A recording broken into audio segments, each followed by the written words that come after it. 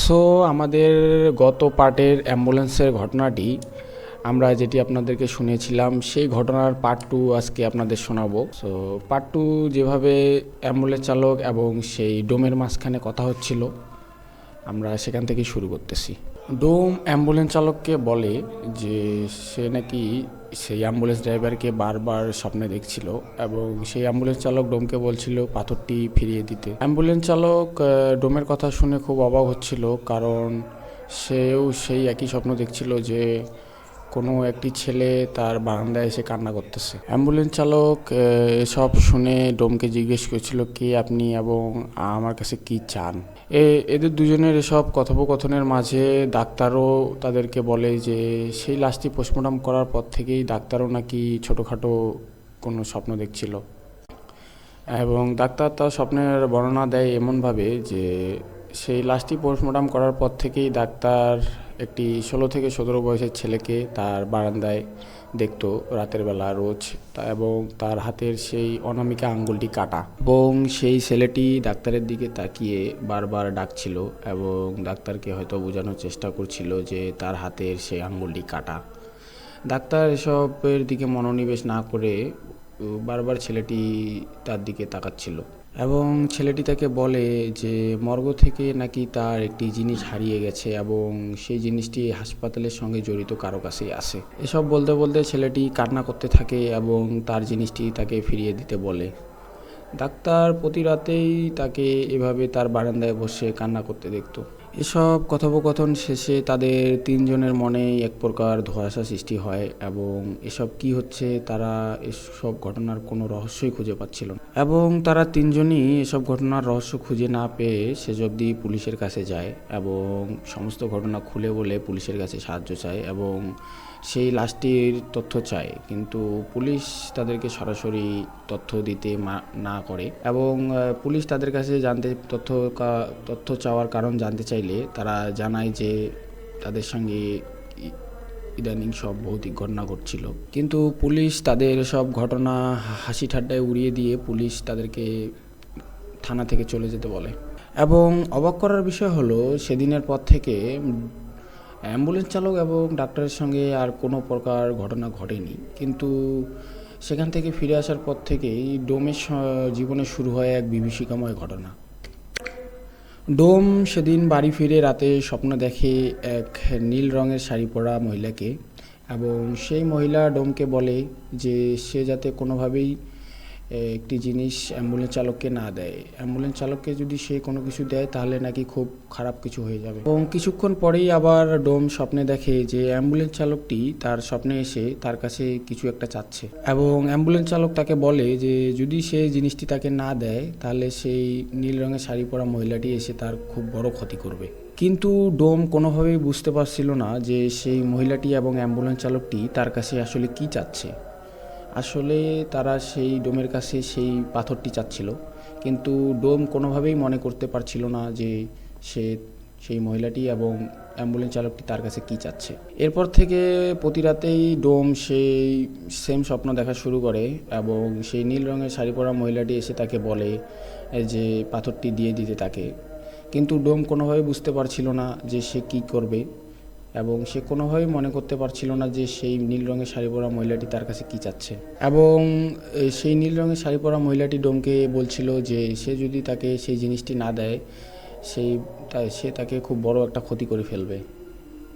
এবং এর কিছুদিন পরেই বাজার করে আসার পথে ডোমের স্ত্রী একটি রোড অ্যাক্সিডেন্টে মারা যায়, এবং ডোম তখন বুঝতে পারে যে সেই নীল রঙের শাড়ি পরা মহিলাটি হয়তো তার স্ত্রীকে মেরে ফেলেছে সেই জিনিসটি না দেওয়ার কারণে। এর কিছুদিন পরেই ডোমের স্ত্রীর কুলখানির দিনে ডোম রাতে স্বপ্নে দেখে যে সেই নীল রঙের শাড়ি পরা মহিলাটি তার কাছে এসে বলতেছে সেই জিনিসটি দেওয়ার জন্য, এবং সেই জিনিসটি যদি সে সেই মহিলাকে না দেয় সেই মহিলা হয়তো তার আরও কোনো বড় সড়ো ক্ষতি করে ফেলবে এবং তাকেও মেরে ফেলতে পারে। মহিলার মুখে এসব কথা শুনে ডোম খুব একটা ভয় পেয়ে যায় এবং সে তার মেয়ের কথা চিন্তা করে এবং সে ডোমের কাজ ছেড়ে দিয়ে সারাদিন বাসায় বসে থাকে তার মেয়ের সঙ্গে। কিন্তু এর কিছুদিন পরেই একটি দরকারে যখন ডোম তার মেয়েকে নিয়ে বাসা থেকে বের হয় এবং বাসায় ফেরার পথে সে তার মেয়ের সঙ্গে গল্প করতে করতে ফিরছিল এবং সে গল্প করতে করতে পিছনে তাকিয়ে যখন তার মেয়ের কোনো আওয়াজ পাচ্ছিল না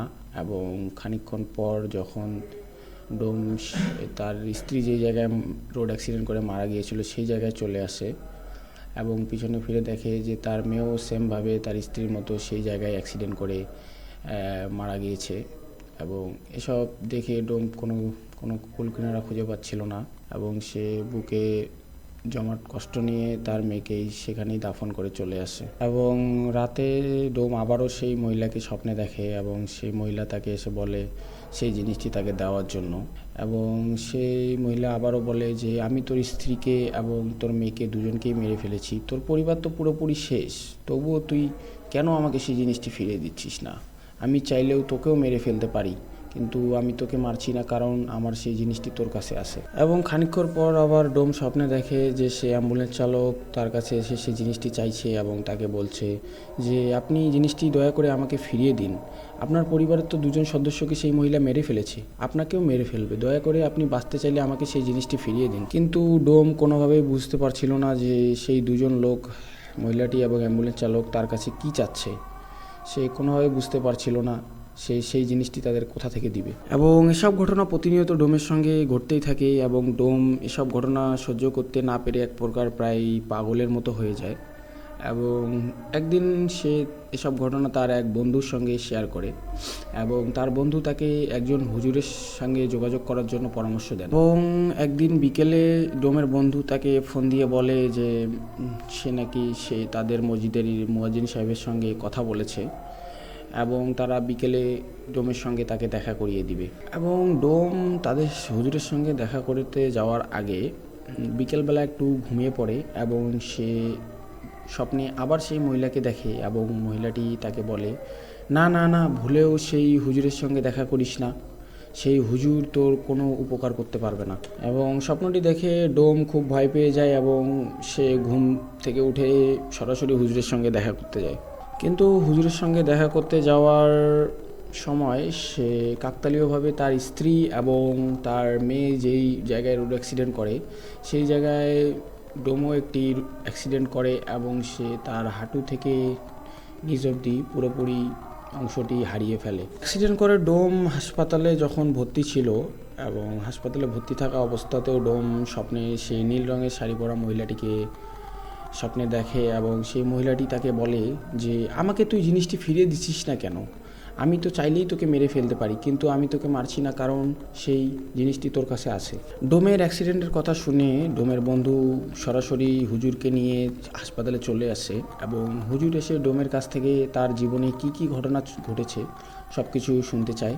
ডোমের মুখে সমস্ত ঘটনা শুনে ইমাম সাহেব কিছুক্ষণের জন্য বাইরে চলে আসেন এবং কিছুক্ষণ পর তিনি ভিতরে গিয়ে সবাইকে যা বলেন তা শুনে সবাই বাকরুদ্ধ হয়ে যায়। ইমাম সাহেব ডোমের বন্ধুকে ডেকে বলেন যে তার বন্ধুকে খুব খারাপ রকমের এক ধরনের কালো জাদু করা হয়েছে এবং ইমাম সাহেব ডোমকে জিজ্ঞেস করে যে তার বাড়িতে কোনো ধরনের নীল রঙের পাথর আছে কি। ইমাম সাহেবের কথা শুনে রোম রীতিমতো চমকে ওঠে এবং তিনি চিন্তা করতে থাকে যে তিনি তো ইমাম সাহেবকে কোনো রকম ধরনের পাথরের কথা বলেনি, তাহলে ইমাম সাহেব সেই পাথরের কথা কিভাবে জানবে। ইমাম সাহেবের মুখে সেই পাথরের কথা শুনে ডোম আবারও ইমাম সাহেবকে পুরোপুরি ঘটনা খুলে বলে এবং তাদের এসব কথোপকথনের মাঝে সেই ডাক্তারটি চলে আসে এবং ডাক্তার এসে ইমাম সাহেবকে দেখে ডাক্তারের জীবনে ঘটা এবং সেই অ্যাম্বুলেন্স চালকের সঙ্গে ঘটে যাওয়া সমস্ত ঘটনা ইমাম সাহেবের সঙ্গে শেয়ার করে। ইমাম সাহেব তাদের এসব ঘটনা শুনে বুঝতে পারে যে তাদের সঙ্গে হয়তো বড় কোনো ধরনের ক্ষতি হতে চলেছে। এই ইমাম সাহেব সরাসরি ডোমের বাড়িতে নিয়ে যান এবং সেই বাড়িতে ঢোকার সময় ইমাম সাহেব বুঝতে পারে যে কোনো একটি অদৃশ্য শক্তি ইমাম সাহেবকে সেই বাড়িতে ঢুকতে বাধা দিচ্ছিল এবং ইমাম সাহেব বুঝতে পারে যে সেই শক্তিটি হয়তো ইমাম সাহেবের থেকে অনেক বেশি শক্তিশালী। তাই ইমাম সাহেব ডোমকে এবং তার বন্ধুকে এবং নিজেকে বন্ধ করে সেই বাড়িতে ঢোকার চেষ্টা করে, কিন্তু তবুও শুধু ইমাম সাহেবকেই সেই বাড়িতে ঢুকতে বাধা প্রদান করা হচ্ছিল এবং ইমাম সাহেবের ভাষ্যমতে দুটি চুম্বক সমতল মেরুতে থাকা অবস্থায় একে অপরকে যেভাবে নিজের দিকে টানে সেরকমভাবে ইমাম সাহেবকে বিকশিত করা হচ্ছিল সেই বাড়িতে ঢোকার বাধা দেওয়ার জন্য। ইমাম সাহেব বুঝতে পারে পরিস্থিতি আরও খারাপ হতে পারে, এজন্য শুধু ডোমকে এবং তার বন্ধুকে ভিতরে পাঠান সেই নীল পাথরটি নিয়ে আসার জন্য। কিন্তু তারা দুজন ভিতরে ঢুকে সেই নীল পাথরটি হাতে নেওয়ার সঙ্গে সঙ্গেই দরজা আপনা আপনি বন্ধ হয়ে যায়।